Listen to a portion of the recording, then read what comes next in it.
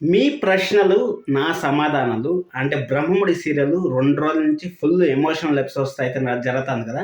అలాగే 'బ్రహ్మముడి' గురించి కొన్ని మెమోరీస్ అయితే మీతో షేర్ చేసుకుందాం అనేసి అనుకున్నాను పొద్దున్న వీడియో చేసేటప్పుడు. కానీ మీరు అడిగిన క్వెషన్‌లకి ఎలా రెస్పాండ్ అవ్వాలో నాకే తెలియకుండా వీడియో రూపంలో రెస్పాండ్ అయితే బాగుంటుందని మీకైతే ఈ వీడియో అయితే చేస్తున్నాను. ఖచ్చితంగా వీడియోని అయితే చివరికి చూడండి. లైక్ చేయడం అస్సలు మర్చిపోద్దండి.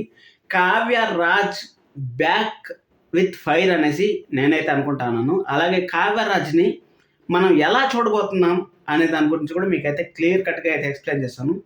ఎన్ని క్వెషన్‌లు వచ్చాయంటే అసలు ఇంతవరకు మనము ఏప్రిల్ 19వ తేదీ వచ్చిందంటే నేను 'బ్రహ్మముడి' రివ్యూ స్టార్ట్ చేసి 2 ఏళ్ళు అవుతుంది. ఆ 2 ఏళ్లలో రానంత క్వెషన్‌లు అయితే ఈరోజు ఎపిసోడ్ రివ్యూకి అయితే వచ్చాయి. వాటిపైన ఖచ్చితంగా రెస్పాండ్ అవ్వాలనేసి నేను ఈ విధంగా అయితే చేస్తున్నాను. ఇక్కడ మనము ఫస్ట్ నాకు వచ్చిన కామెంట్స్ చాలా వచ్చాయి. దాదాపు 50 కామెంట్స్ చూడండి, 39 కామెంట్స్ అయితే వచ్చినాయి. 39 కామెంట్స్‌లో ఫస్ట్ వచ్చి, సార్ కావ్యరాజ్ లేకుండా సీరియల్ ఎలా చూడాలో అపర్ణ గారు కావ్య బాండింగ్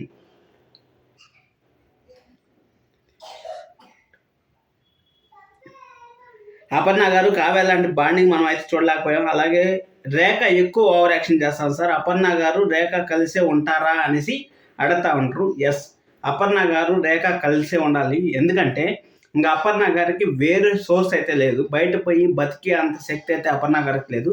ఎందుకంటే మనం సీరియల్లో చూసుకున్నట్టయితే అపర్ణ గారు ఏ రోజు కానీ బయట అడుగుపెట్టి పనిచేసినట్టు మనకి ఏ రోజు చూపించలేదు. సుభాష్ గారు అన్న కనీసము తిరగతా ఉంటే అక్కడ వాళ్ళు అంటే ఏదైనా సంపాదించుకొని వచ్చి వాళ్ళకి పెట్టేవాళ్ళు. అలాగే సుభాష్ గారికి ఉండే పలుకుబడి యూజ్ చేసి ఎలాగైనా సరే ఆ దుగ్గిరాల ఫ్యామిలీలో ఆ రేఖను అయితే తరిమి కొట్టిండేవాళ్ళు. కానీ వాళ్ళకి ఆ పవర్ లేకపోవడం వల్ల ఏదో పెట్టింది తినేసి ఉందామనేసి మన రేఖ గారు అంటాను, అపర్ణ గారు మన రేఖ దగ్గర అయితే ఉన్నారు. ఎందుకంటే వాళ్ళ భర్తను తీసుకొని ఎక్కడికి వెళ్తారు చెప్పండి, 2 పసిగన్నులను తీసుకొని ఎక్కడికి వెళ్తారు చెప్పండి. అందుకోసమనే వాళ్ళ దగ్గరే ఉండాల్సి వచ్చింది. అలాగే ఈరోజు సీరియల్ సూపర్గా ఉందనేసి అన్నారు. సూపర్ కాదు, వండర్ లాగా ఉందని మనం అయితే చెప్పుకోవచ్చు. అలాగే ఆ చిన్నపిల్లాడు కళ్యాణ్ అవుతాడు అనుకుంటాను అనేసి ఒకరైతే మెసేజ్ చేశారు. అంటే చిన్నపిల్లాడు అంటే మన స్వరాజ్, అలాగే స్వరాజ్ ఒకరికి దొరికారు కదా. ఆ చిన్నపిల్లాడు మన స్వరాజ్ ఉన్నాడు, చిన్న రాజు ఉన్నాడు కదా, వాళ్ళు ఒకరికి దొరికారు కదా. ఒకరికి దొరికితే వాళ్ళలో ఒక పిల్లాడు ఉన్నాడు, అంటే రాజు కన్నా చిన్న పిల్లాడు ఒక అబ్బాయి ఉన్నాడు. ఆ అబ్బాయి కళ్యాణ్ అయ్యే ఛాన్స్ ఉంది అనేసి అయితే అన్నారు. మేబీ కళ్యాణ్ అయ్యే ఛాన్స్ ఉందంటే చాలా లెస్ ఛాన్సెస్ అయితే ఉన్నాయి. అంటే మనం యాక్సెప్ట్ చేయం కదా, అందుకోసం అనేసి లెస్ ఛాన్సెస్ అయితే ఉన్నాయి. కావ్యరాజులు బ్యానర్లో చూపిస్తున్నారు అనేసి అయితే చెప్పారు. అంటే మనకు బ్రహ్మముడి బ్యానర్ వేస్తారు కదా, దాంట్లో కావ్యరాజులను చూపిస్తూ ఉంటారు అనేసి అయితే చెప్పారు. ఆ బ్యానర్ మారిపోయిందంటే మాత్రం తర్వాత చెప్తా దాని గురించి ఏం జరుగుతుంది అనేసి. బ్యానర్ మారే ఛాన్స్ కూడా వెరీ హైగా ఉంది. ఆ బ్యానర్లో ఎవరు ఉంటారు అనే దాని గురించి కూడా మనం అయితే మాట్లాడదాం. అది అయిపోయిన తర్వాత ఇంకా ఎందుకు బాగలేదు, 4 మెంబర్స్ ఉండాలి లేదా ఎంతో ఆపేయండి బాగలేదు అనేసి అంటూ ఉంటారు. ఎందుకంటే అందరూ ఒకేసారి దూరం అయిపోతే ఎవరికైనా బాధే, ఇక్కడితో ఆపేస్తే బాగుంటుంది కదా అనేసి చాలా మంది అయితే కామెంట్స్ అయితే చేస్తూ ఉంటారు. ఎందుకంటే రాజ్ కావ్యాలి అనే బ్రహ్మమడిని చూడలేమనేసి ఈ విధంగా అయితే కామెంట్స్ చేస్తూ ఉంటారు. వాళ్ళిద్దరు లేకుండా అస్సలు బాగలేదు అనేసి అయితే చెప్తా ఉంటారు. సూపర్. అది గుడ్ మార్నింగ్ కింద ఉన్నాయా. బ్రహ్మముడి సీరియల్ 2nd జనరేషన్లో రాజ్ కావ్య అండ్ కళ్యాణ్ అప్పు క్యారెక్టర్ రీఎంట్రీ కన్ఫామ్ అనేసి అయితే చెప్పారు. రీఎంట్రీ కన్ఫామ్ రాజ్ కావ్య ఉంటుందే కానీ కళ్యాణ్ అప్పు ఉండే ఛాన్స్ అయితే వెరీ లోగా ఉందని నేనైతే అనుకుంటున్నాను. నీ మాట కూడా నెరవేరాలని నేనైతే కోరుకుంటున్నాను. అలాగే శివ గారు అయితే సూపర్ స్టార్ అని పెట్టాను. ఎందుకంటే బ్రహ్మముడిని మనం ఎంత ప్రేమిస్తా ఉన్నానో మీ అందరికి తెలుసు. 2 రోజుల నుంచి రివ్యూస్ వస్తుంటే స్వప్న కూతురు ఇక్కడ ఫ్యూచర్ విలనా అనేసి అడిగారు. ఎస్, మనం ఇప్పుడు కాదు ఎప్పటి నుంచో చెప్తానే ఉన్నాను, స్వప్న కూతురు విలన్ కాబోతుంది. విలన్ మామూలు విలన్ కాదు, ఒక టార్చ్ బేరర్ అవబోతుంది అనేసి నేనైతే చెప్తాను. ఎందుకంటే ఇక్కడ రేఖ వాళ్ళ నానమ్మ పొగరు, అలాగే వాళ్ళ నాన్న ద్వేషం అన్నీ కలగలుపుకొని అయితే బాగా నూరి పోసి, వాళ్ళ మేనత్త నూరి పోసి అక్కడైతే స్వప్నాన్ని అయితే తయారు చేస్తుంది. బ్రహ్మముడి ఈ జనరేషన్కి సరైన జస్టిఫికేషన్ ఇచ్చింది. 960 ఎపిసోడ్స్ ఎన్ని ప్రాబ్లమ్స్ వచ్చినా కలిసే ఉన్నారు అనేసి అయితే చెప్పింది.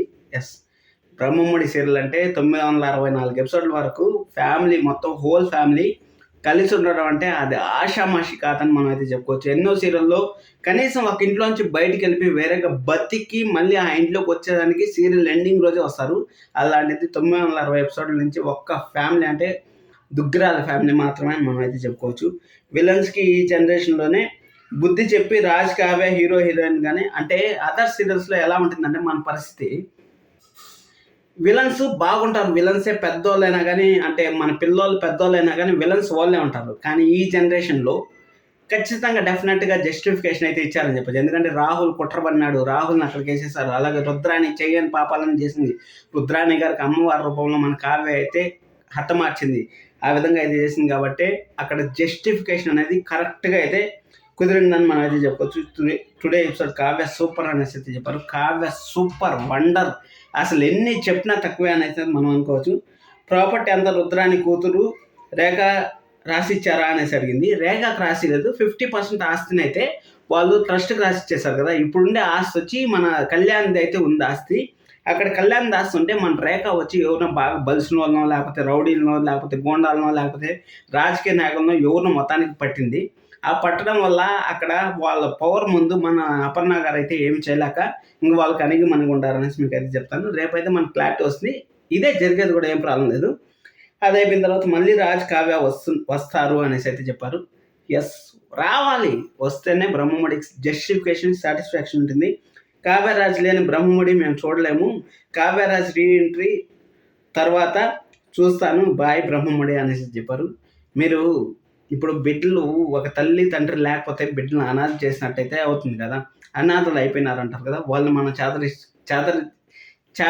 చారదీయకపోతే ఎవరు చారదీస్తారు చెప్పండి. అందుకోసం అనేసి బ్రహ్మముడి బతకాలి, రాజకావ్య మళ్ళీ తిరిగి రావాలంటే మనం బ్రహ్మముడి టీఆర్పీని ఈ రోజు నుంచి ప్రతి ఒక్కరూ మిస్ అవ్వకుండా టీవీలో అయితే చూడండి. మిస్సింగ్ అవర్ స్వరాజ్ డైరెక్టర్ త్వరగా జనరేషన్ లీప్ చేస్తే బాగుంటుంది అనేసి అయితే చెప్పారు. ఖచ్చితంగా సార్ జరుగుతుంది. 15 క్యారెక్టర్స్లో ఒకేసారి ఎండ్ చేశారు. విలన్స్ని కూడా ఇప్పుడే ఎండ్ చేశారు. అంటే ఫ్రెష్ స్టోరీ అయితే స్టార్ట్ కాబోతుంది అనేసి చెప్పారు. ఎస్, డిఫరెంట్ స్టోరీ అయితే స్టార్ట్ కాబోతుంది. ఆ స్టోరీ ఎలా ఉంటుంది ఏమనేసి నేను అప్కమింగ్ ఎపిసోడ్స్లో మీకు అయితే చెప్తాను. ఎందుకంటే ఫుల్ మాస్ మహారాజ్ రాజుని చూడబోతున్నాం. క్లాస్ హీరోయిన్ మన కావ్యని అయితే చూడబోతున్నాం. డెడ్ ఆపోజిట్గా అంటే ఇప్పుడుండే రాజ్ కావ్య ఎలాగైతే ఉంటారో దానికి డబుల్ ఆపోజిట్గా అయితే చూడబోతున్నాం. ఫుల్ మాస్లో అయితే రాజుని చూడబోతున్నాం. అలాగే రాజ్ రూపంలో వాళ్ళ అల్లుడు వస్తాడు. కానీ సీరియల్ మాత్రం మళ్ళీ మెయిన్ సీరియల్ లాగా ఉండదు అనేసి అంటూ ఉంటారు. మెయిన్ సీరియల్ లాగా ఉండదని మనం అనుకోవద్దండి, మెయిన్ సీరియల్ లాగానే ఉంటుంది. ఆ చిన్నపిల్లాడు కళ్యాణ్ అవ్వాలి, అప్పు కూతురు అప్పు అవ్వాలి, సూపర్గా ఉంటుంది అనేసి చెప్పాను.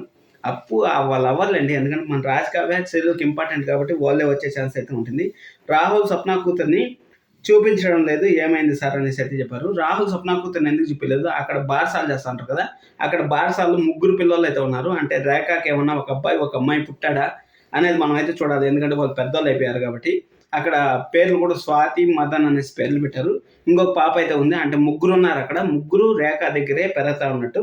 అంటే మొత్తానికి ఇక్కడ 3, మన అపర్ణ గారి దగ్గర ఒక 2, అలాగే ఒక ఇప్పుడు చిన్న రాజు దొరికారు కదా వాళ్ళు ఒక 2. అంటే దాదాపు 7 మంది అయితే మళ్ళీ మొదలవుతా ఉంటారు. 7 మంది స్టోరీ అయితే మనకు మొదలవుతుందని మనకు క్లారిటీగా అయితే వస్తుంది. But reentry confirmed Raj today really Kavya performance goose bumps అనేసి అన్నారు. నెక్స్ట్ లెవెల్ గూస్ బంప్స్ అయితే వచ్చాయి. హూ టోల్డ్ రాజ్ కావ్య, ఎవరు చెప్పారు రాజ్ కావ్య వస్తారనేసి. వస్తారు, వెరీ సూన్లో వస్తారు, ఏం బాధపడుతుందండి. వాళ్ళకి ట్రస్ట్ ఉంది కదా, అది ఏమైంది అనేసి అడుగుతా ఉంటారు. ట్రస్ట్ అంటే దుగ్గిరాల ఫ్యామిలీ ట్రస్ట్ పెట్టారు కదా, దుగ్గిరాల ఫ్యామిలీ ట్రస్ట్ వల్లనే ఇప్పుడు ఆ పిల్లలు అయితే చదువుకొని కొంచెం పైకి వచ్చేదానికి హెల్ప్ చేస్తుంది ఆ ట్రస్ట్. ఇక్కడ అపర్ణ గారు బయటకు పోయి ఏం చేయలేరు కాబట్టి ఆ ట్రస్ట్ జస్ట్ ఎవరైనా సరే అనాథ పిల్లలకి హెల్ప్ చేయడానికి కోసమే ఆ ట్రస్ట్ పెట్టారు. కాబట్టి అనాథ పిల్లలు వీళ్ళు కూడా అనాథలు అయిపోయారు కాబట్టి దుగ్గిరాల ఫ్యామిలీ కూడా అనాథలు అయిపోయింది కాబట్టి ఆ ట్రస్ట్ నుంచి వాళ్ళకి తగిన సాయం అయితే అంది. వాళ్ళైతే చదువుకొని గొప్ప స్థాయికి అయితే ఎదుగుతారని నేనైతే అనుకుంటాను. రుద్రాణి కూతుర్ని పెళ్ళి ఎలా అయింది అంటే ఇప్పుడు రివెంజ్ తీసుకోవడానికి రుద్రాణి కూతురు అనేసి అడిగారు. రుద్రాణి కూతురు గారికి పెళ్ళి ఎలా అయింది అనేసి నేను ఆల్రెడీ చెప్పాను. ఏం లేదు, సింపుల్గా డబ్బు ఉండే వాళ్ళను లేకపోతే రాజకీయ నాయకులను ఊరిని ఒకరిని పట్టి అక్కడ పెళ్లి చేసుకుని అందరిని అయితే శాసిస్తూ ఉంటే అక్కడ వాళ్ళకి రుద్రాణి రేఖకు 2 పిల్లలు పుట్టినట్టున్నారు. అలాగే మన అపర్ణ గారి దగ్గర 2 పిల్లలు ఉన్నారు. మొత్తం 7 మంది అయితే మన కొత్త క్యారెక్టర్స్ అయితే ఎంట్రీ కాబోతున్నారు. రేపు ఎల్లుండికి మనకు ఒక క్లారిటీ అయితే వస్తుంది. రాజ్ ఎప్పుడు లోపల వస్తారు, రాజ్ కావ్య ఎప్పుడు లోపల వస్తారు. బ్యానర్ చేంజ్ అయితే మనకు పెద్దోళ్ళు అయ్యేంత వరకు బ్యానర్ అనేది చేంజ్ అవ్వదు. ఇప్పుడు ఎండే బ్యానరే కంటిన్యూ అయ్యే ఛాన్స్ కూడా ఉంటుంది. సబ్స్క్రైబ్ చేసుకోండి. రేపు బ్రహ్మముడి రివ్యూ తగ్గేదల్లా అన్నట్టు చేద్దాం. Thank you so much, love you all.